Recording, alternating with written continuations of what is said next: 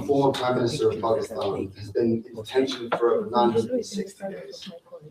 He sits in a small cell designed for solitary confinement, infested with insects and under constant surveillance. He has been held in these conditions for more than 2.5 years.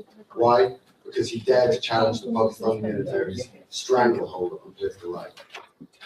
My brother and I have not seen our father since November of 2022. We visited him in Pakistan after he survived an assassination attempt. The last time I spoke to him was a brief phone call cut off prematurely.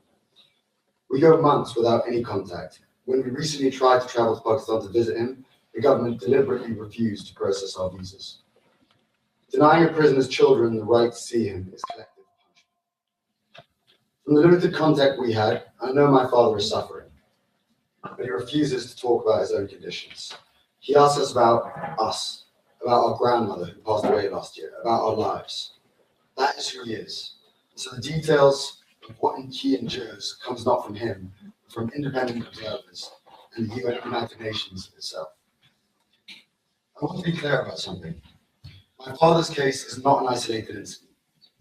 It is just the most visible example of a much wider pattern of repression in Pakistan since 2022.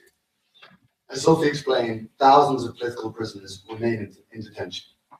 Civilians have been tried and convicted in military courts. Journalists have been silenced, abducted, or driven into exile. The February 2024 elections were rigged to prevent my father's party from taking over, and that was clear.